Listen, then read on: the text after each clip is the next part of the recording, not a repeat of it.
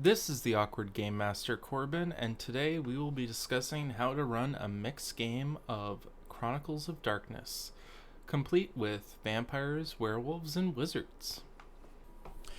If you'd like to support the channel, you can send us a couple bucks through my Ko-fi account below.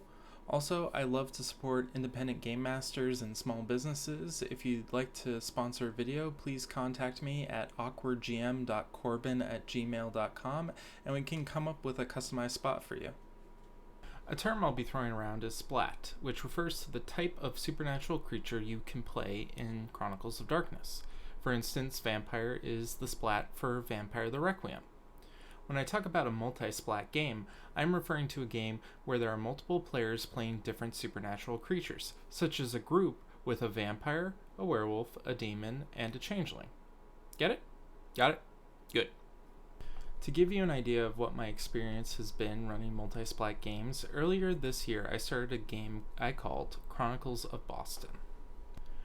The premise was sheer elegance in its simplicity. Run a campaign where players didn't have to show up every week and center it around one city. I dubbed this campaign style the open city setting. I will go into more detail about it in another video because it's too complex to get into right now. In total we had 12 players, but I kept sessions between 2 to 5 players because having 12 players at the table is pandemonium.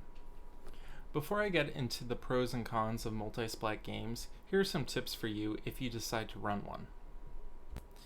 Even if you read every game, you will likely forget something. Let your players do the majority of the heavy lifting for remembering their own abilities. Then you can focus on your NPC abilities and the main plot. I recommend having a quick reference or cheat sheet for frequently used rules. For instance, vampires typically have to deal with frenzy and humanity. Early on, I'd forget about those abilities, so now I have a note in front of me so I don't forget. Even still, I usually have a few books open just in case I need to do a quick search for a ruling. There are a lot of abilities that can come out of nowhere. Be upfront with your players when this happens. Some characters can time travel or talk to inanimate objects. Often I find talking with the players helps me figure out how best to handle these abilities going forward. Every once in a while, you may have a player who says, I don't like this game line. Can I play this one instead? Instead of convincing everyone to switch over to that other game entirely, you can instead opt to run a multi-splat game. I find running multi-splat adds a lot more options to how to solve missions. For instance, only a handful of abilities allow people to see ghosts, but Sin-Eaters always see them, allowing for them to question ghost witnesses while the vampire chats up a bartender. Lastly, I love having the ability to toss in villains from other game lines. I especially love the political intrigue with having vampires and werewolves within the same city. As far as cons go, I got warned very early on about mages. Mages have a lot of abilities that can surprise you if you don't know the game inside and out. I was kind of aware some could read people's minds, but I was not prepared for them to be able to snap their fingers and put the big bad of the session to sleep. Additionally, they gain arcane experience points from encountering supernatural creatures, and as such, they can examine other party members to farm XP. My main piece of advice for dealing with mage characters is to understand what abilities they have access to so that you're not surprised with what they can do in your sessions, and also to read through the mage rulebook because there are some rules in there that help mitigate what mages can do, such as the withstand rule, which I didn't realize was a thing. In general, be mindful if you have two players who focus on the same playstyle, but one does it a lot better than the other. I haven't seen this happen too much in my games, but I know it can happen. Lastly, some splat drawbacks can lead to negative experiences at the table, where a player feels like they are being penalized unjustly. For instance, willpower is an important resource to have, and every other splat can regain it by going to sleep, except vampires. While this works narratively, and when all players have to deal with this same restriction, it seems to be a major drawback even when vampires aren't as powerful as, say, a demon or a mage. I ended up house ruling a few things in my game to help fix issues I found when running multi-splat games. Feel free to come up with your own house rules. These are just what worked for me. Prometheans have a disquieting aura that causes people nearby to be agitated by their presence. At first, we allowed other players to be affected, but it led to problems where the Promethean character was being left out of discussions or being treated with hostility.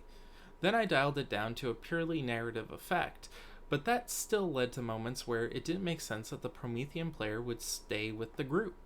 So I house ruled that disquiet didn't affect any of the player characters, and it worked out well for us. As I said before, vampires not regaining their willpower when they slept was very difficult to manage. Every session we'd have to come up with a reason why they'd regain it in other ways, such as coming up with contrived ways that they would indulge in their mask or dirge off screen. It was easier to just have it regenerate like everyone else, and reserve using the mask and dirge mechanic to during the game session instead. Honestly, if you're going to do a multi-splat game, don't do it the way I did it. I definitely made my life a lot harder by having 12 different players, and honestly, I think I touched every single splat book except for Mummy and Deviant, and that's only because they haven't come out yet. I've definitely learned more of the systems. I've definitely been able to tell very interesting stories, and I really like doing this with a lot of people I met online because it gave me the chance to meet new people. For instance, the artists for today's episode were Neopelano and Kingsolaron, and they're players within my group, and I believe they're open for commissions as well if you'd like to get in touch with them. I've put links in the descriptions to their DeviantArt page and Twitter account respectively. Please check them out. They're really cool people. Shout out to my other players as well. Thank you so much for being great and putting up with my BS. Thank you for watching and have a good one. And now here's the outro portion, which most people don't listen to, but hey, you might get a good story out of it. Some of my favorite moments from my games was when players brought in some creative abilities that I didn't realize existed. For one, I had a vampire use a bat form, fly up to the top of a ceiling, hang there with his claws, and then transform into a bear on top of an NPC.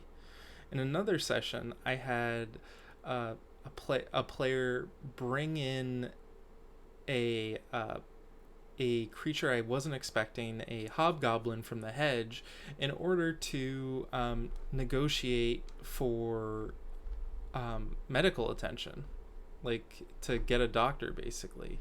This is stuff I hadn't planned for, but it was very interesting to see it play out, and I just ran with it. It was quite fun. Thank you so much for watching. If you're still watching it from this point on, go check out my Ko-fi account, send some money my way. It really helps me get better equipment for the channel. Thank you so much. Have a good one.